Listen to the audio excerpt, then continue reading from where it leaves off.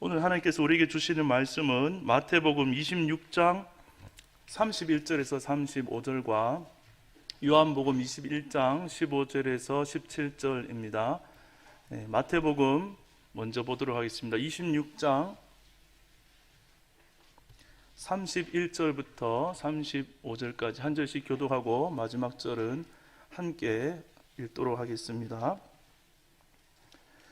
그때 예수께서 제자들에게 이르시되 오늘 밤에 너희가 다 나를 버리리라. 기록된 바 내가 목자를 치리니 양의 떼가 흩어지리라 하였느니라.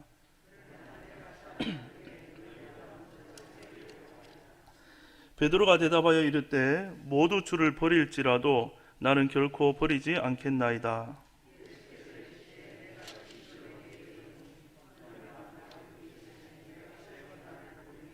함께 보겠습니다. 베드로가 이르되 내가 주와 함께 죽을지언정 주를 부인하지 않겠나이다 하고 모든 제자도 그와 같이 말하니라. 아멘. 우리 요한복음 말씀 보도록 하겠습니다. 요한복음 21장 15절에서 17절입니다. 요한복음 21장 15절에서 17절 석절이니까 우리 함께 천천히 합독하도록 하시겠습니다. 15절부터 함께 읽겠습니다.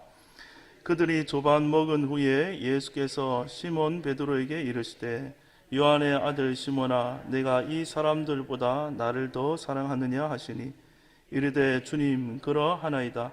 내가 주님을 사랑하는 줄 주님께서 아시나이다. 이르시되 내 어린 양을 먹이라 하시고 또 두 번째 이르시되 요한의 아들 시몬아 내가 나를 사랑하느냐 하시니 이르되 주님 그러하나이다. 내가 주님을 사랑하는 줄 주님께서 아시나이다.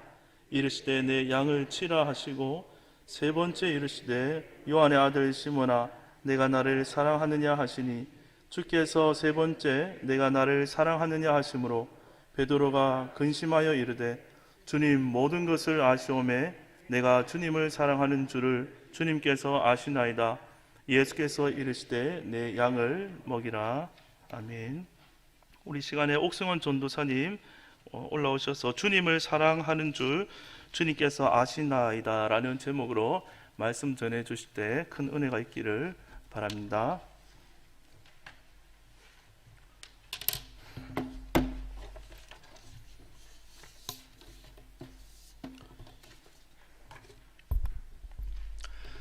네, 여러분, 우리는 이 세상을 살아가면서 어떤 일을 장담하곤 합니다. 젊은 남녀가 연애를 시작할 때 이렇게 이야기합니다. 너를 향한 내 마음은 결코 변하지 않을 거다. 세상이 변해도 나는 변함없이 너를 사랑할 거다. 여러분, 그런데 시간이 지나고 그렇게 사랑을 확신하던 그 사람의 모습은 어디론가 사라지고 그저 차갑게 식어버린 연인의 모습에 실망하고 있는 자신의 모습을 보게 됩니다. 미국 코넬 대학교의 한 교수가 연구한 자료에 의하면 이 사랑에는 18에서 30개월이 지나면 커플들의 이 사랑에 열정이 식는다고 합니다. 여러분, 하지만 연애를 시작할 때에 그 누구도 이렇게 달콤한 사랑을 고백하고 확신을 주지 않는 커플은 없을 겁니다.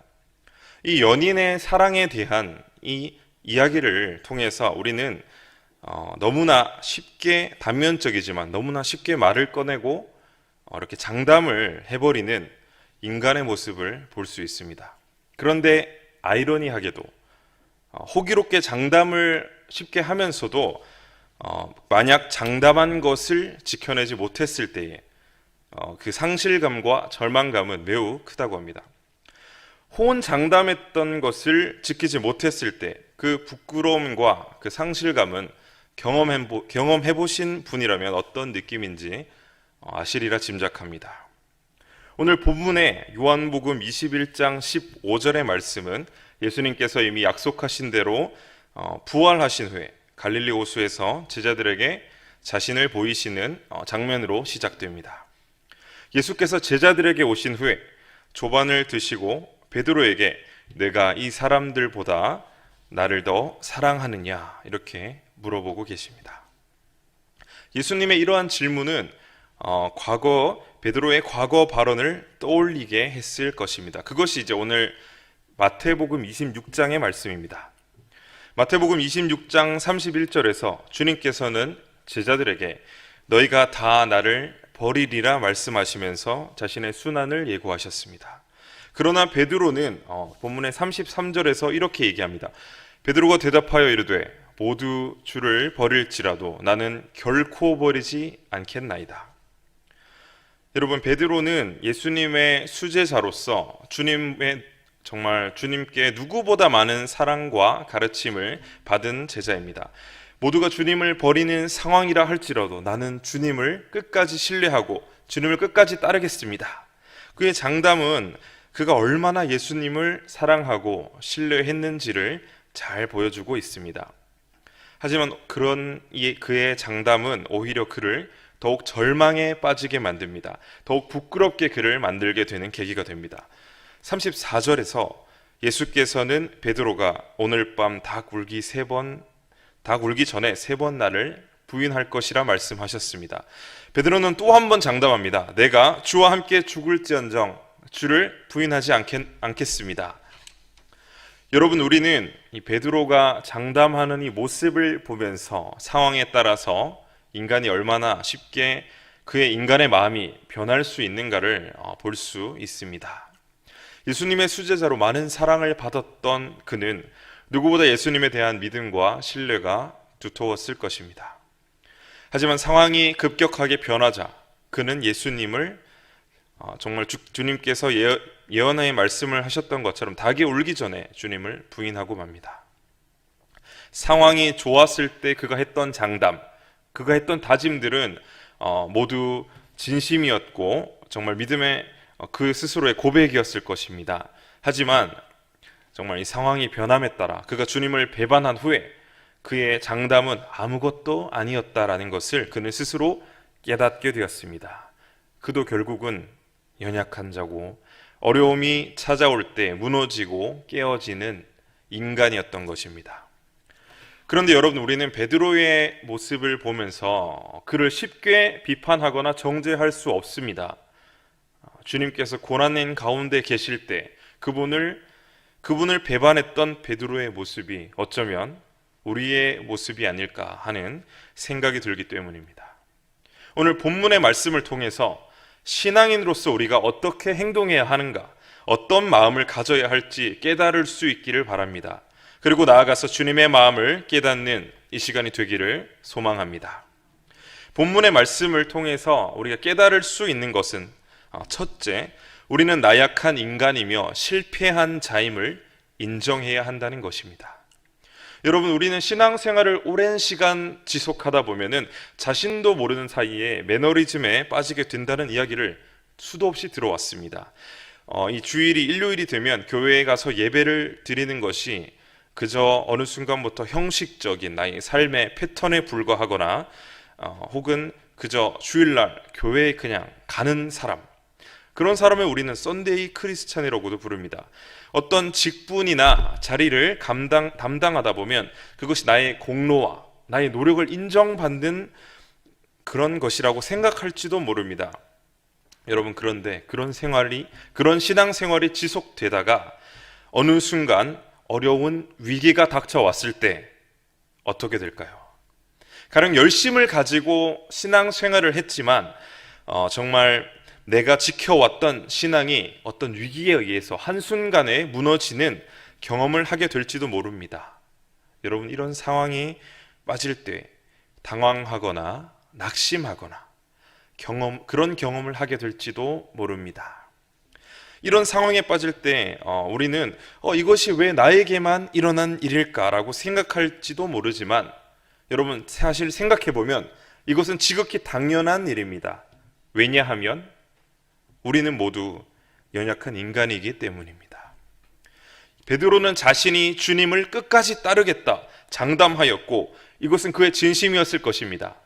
그런데 생각해보면 그것은 그의 순수한 믿음이라기보다는 주님의 수제자로서 성공한 신앙인으로서 성공하고자 했던 마음이었을지도 모릅니다.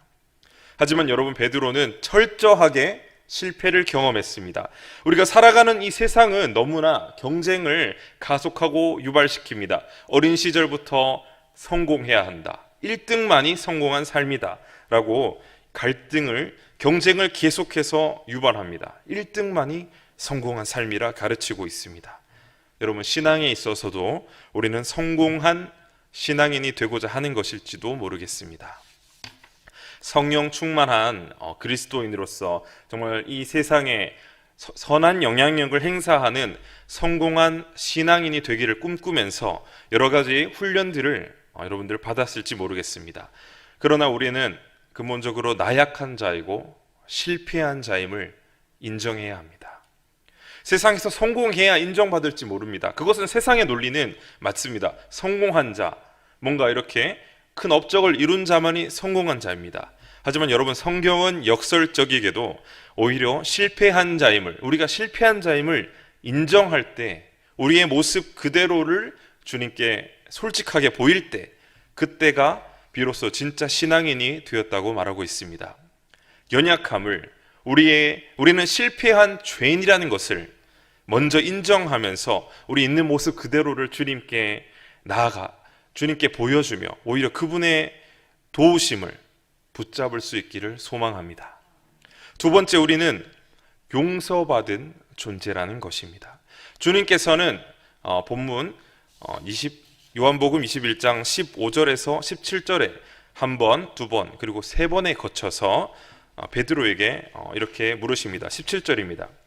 세 번째 이르시되 요한의 아들 시몬아, 내가 나를 사랑하느냐 하시니 주께서 세 번째 내가 나를 사랑하느냐 하심으로 베드로가 근심하여 이르되 주님 모든 것을 아시오매 내가 주님을 사랑하는 줄 주님께서 아시나이다. 예수께서 이르시되 내 양을 먹이라. 세 번째 주님의 물음에 베드로는 자신이 주님을 세 번이나 부인했던 것을 다시 연상했을 것입니다. 베드로는 자신이 결코 주님을 배신하지 않겠다, 나는 주님을 위해서 죽으리라, 이렇게 호언장담했습니다. 베드로는 그 말을 그러나 지키지 못했습니다. 닭의 울음소리를 들은 후에 그는 절망에 빠졌을 겁니다. 나는 절대 주님을 배반하지 않겠습니다. 나는 주님을 끝까지 따르겠습니다. 이렇게 자신 있게 고백했던 그의 모습이 떠올랐을 겁니다. 하지만 이 닭이 우는 소리를 듣고 베드로의 마음은 절망 그 자체였을 겁니다. 그런데 이런 절망 가운데서 고통받고 있을 때 베드로에게 주님은 다시 찾아오셨습니다. 그리고 그에게 기회를 주셨습니다. 주님께서 베드로의 모든 실패와 수치 그리고 죄악을 대신 짊어지셨던 것입니다. 예수님께서 제자들에게 너희가 나를 버리리라 말씀하셨을 때 베드로의 대답은 이렇습니다. 모두가 주를 버릴지라도, 나는 다른 사람들 모두가 주님을 버릴지라도 나만큼은 주님을 결코 버리지 않겠습니다. 베드로의 그런데 이 발언을요, 우리가 자세히 살펴보면요, 모두가 주님을 배반할지라도 나는 결코 배신하지 않겠다, 모두와 자신을 비교하고 있습니다. 15절에서 예수께서 물으실 때도 이 사람들보다 나를 더 사랑하느냐, 이 사람들보다 내가 나를 더 사랑하느냐, 이렇게 물으셨습니다. 다른 사도들이 주님을 사랑하는 것보다 베드로, 네 스스로가 나를 더 사랑하느냐? 여러분, 주님은 이렇게 물으셨습니다. 그런데 이 베드로의 모두가 주님을 버릴지라도 나는 결코 주님을 배반하지 않겠습니다, 이 대답은 베드로의 교만함을 보여줍니다. 하지만 그는 호언장담했지만 실패했습니다. 철저하게 실패했고 절망과 고난의 길에 빠지게 되었습니다. 주님께서 그를 다시 찾으셨고 물으셨을 때 더 이상 그는 그러나 이제 교만하게 말하지 않습니다. 주님께서 다시 물으셨을 때 베드로가 어떻게 고백합니까? 주님께서 내가 주님을 사랑하는 줄 주님께서 아시나이다. 내가 주님을 사랑하는 줄 주님께서 아십니다. 더 이상 그의 대답에는 교만함이 없습니다. 그는 오히려 겸손하게 답하고 있음을 우리는 오늘 본문을 통해서 확인할 수 있습니다. 예수님께서는 베드로가 더 이상 자기 형제들과 자신을 비교하지 않고 겸손하게 대답하시는 것을 보고 두 번째, 세 번째 질문을 하실 때에는 더 이상 이 사람들보다 더 나를 사랑하느냐, 이 사람들보다 더라는 비교하는 표현을 생략하고 계십니다. 이 말씀을 제가 준비하면서 말씀을 묵상하면서 이 장면을 한번 생각해 보았습니다. 주님께서 십자가의 고난 가운데 계실 때에 그분을 욕하고 저주하고 배반했던 베드로의 하루하루는 고난과 절망 그 자체였을 겁니다. 그런데 주님께서 그를 다시 찾아오셨습니다. 그리고 이렇게 물으십니다. 나를 사랑하느냐? 너무나 이 장면을 생각할 때 너무나 우리에게 큰 은혜와 감동을 줍니다. 주님께서 베드로를 책망하거나 정죄하지 않으시고 오히려 그를 용서하셨습니다. 주님께서는 이미 그가 자신을 배반하실 것을 예언하고 계셨습니다. 이미 그가 지을 죄를 나아가서 미래에 지을 죄까지 주님은 이미 모두 알고 계셨던 겁니다. 여러분, 우리는 죄로 인해서 감히 주님 앞에 나아갈 수 없는 죄인입니다. 고난 주간을 맞이하여서 주님의 고난에 우리가 함께 참여한다고 말하지만 사실 우리는 자격 없는 죄인임이 분명합니다. 하지만 그럼에도 불구하고 우리가 주님께 나와서 예배하고 그분을 찬양할 수 있는 것은 우리가 지은 죄, 그리고 우리가 미래에 지을 죄를 이미 아시는 그분께서 우리를 용서하셨기 때문입니다. 오늘 이 말씀을 듣고 계신 여러분들이 만약 고통과 절망 가운데 계시다면 우리를 용서하시고 다시 찾아오셔서 우리에게 기회를 주시는 주님의 손을 붙잡을 수 있기를 간절히 소망합니다. 우리의 능력이 아니라 주님이 주시는 힘으로 다시 일어서서 회복하게 될 줄 믿습니다. 마지막으로 주님은 우리를 다시 사명의 자리로 이끄시고 세워가신다는 겁니다.